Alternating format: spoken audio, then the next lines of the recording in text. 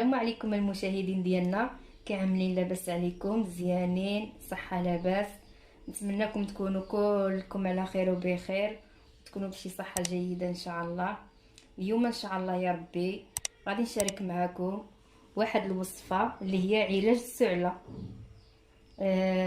صحيح صحيه مزيان وصالحه للكبار الدراري الصغار وفيها كتقوي المناعه وكل شيء. عندنا هنايا 6 ديال فصوص ديال الثومه. عندنا هنا الشريحه، يعني ما شريحه ديال الكرموس، يعني اللي مشرحه. ما نقدرش نقول لكم شحال يعني عندي بالحق تنعمر بزلافه.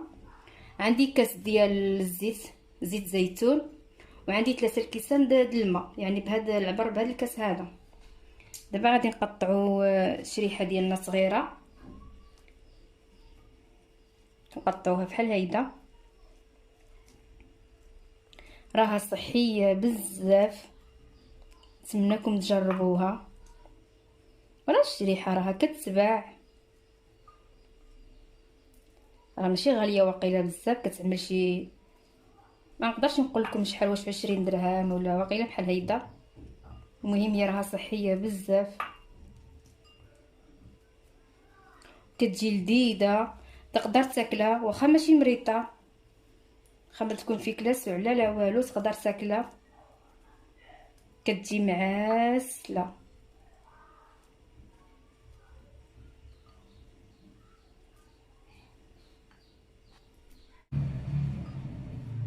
هيدا كنقطعوها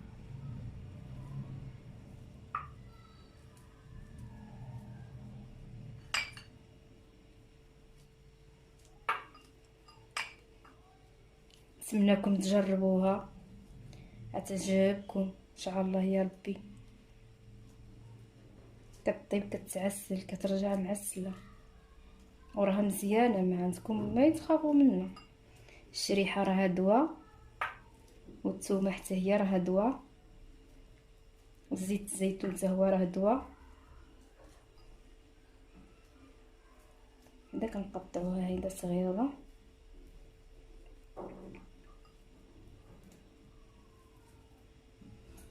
انا قطعت الشريحه ديالي كامله. دابا حنا هذه اللي كتكون عندنا مشرحه كنقولوا لها الشريحه، وهذيك اللي كتيبس ماشي مفتوحه كنقولوا لها هذاك كنقولوا الكرموس، القيد كنقولوا القيد. كنقطعوها هيدا، هي جاتني زلافه. غادي نخويها في كسرونه، عندنا فيها السحتر، كتعدل الوالده بالسحتر. نحكوا لها الثومه،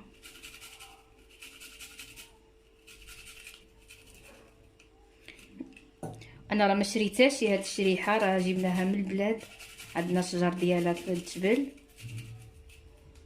ايوا كل وقت ديالها. مرحبا بكم، نعطيكم تخرفوا. مرحبا بكم يا المشاهدين ديالنا على الراس والعين. نحكوا الثومه ديالنا هيدا محكوكه، كتجي كتبقاش هذاك بالطريق تفطخ كتاكلها، ما كتجيكش في دغمك هيدا.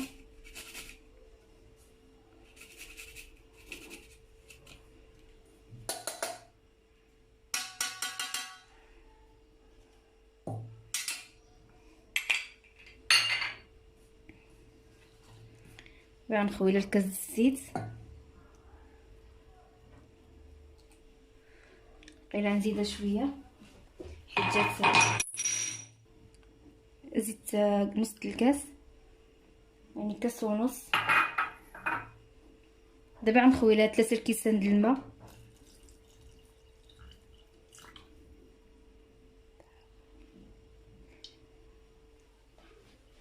راه ما عملتلاش 3 ديال كيسان د الماء، عملتلها 2 حيت جاتني بزاف. هو شاط لي كاس واحد، حيت يعني انا عندي الكميه ديال الشريحه ماشي بزاف. دابا غادي نشعلوا البوطه، كنحطوها طيب على عافيه مهيله.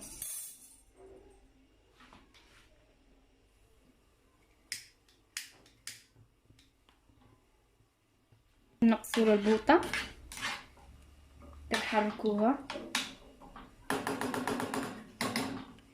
كنخليوها حتى كطيب مزيان وكتعسل. هي ملي كطيب ديك الماء كينشف كيبقى عزيز، وكندهسوها بفرشيطه. وان شاء الله خليكم معايا حتى طيب ونشوفوا الوصفه ديالنا كيفاش غتجي. والمشاهدين ديالنا، ها هو العلاج ديالنا من طابت. الماء راه ما نشفو، بقى عزيز. انا راه زدت داك الكاس ديال الماء اللي نقص لان نشفت لي، وزدت كاس ديال الماء، راه دات لي 3 كيسان ديال الماء. دابا غادي نطفيو عليها وغادي نعملوها في الزلافه، وغادي نشوفوا كيفاش جات. والمشاهدين ديالنا، ها هو العلاج ديالنا في كيفاش جا. هذا هو الدواء ديال السعله، هي جات معسله، والماء راه نشفت من الماء بقى فيها عزيز.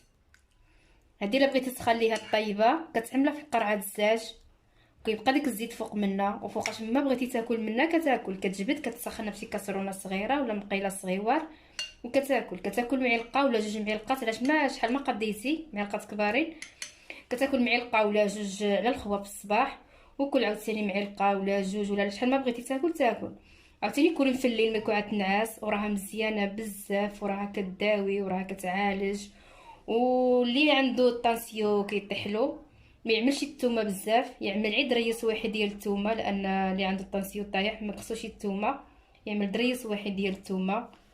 وان شاء الله يا ربي نتمنى هاد الوصفه لا عجبتكم، ما تنساوناش من اللايكات ديالكم وفعلوا لنا الجرس، ونتمنى تجربوها. راها كتجي مزيونه بزاف، معسله ولذيذه ومزيانه. ونتمنوا الشفاء لكل واحد. واليوم راه البرد، ومع هذا الجو اليوم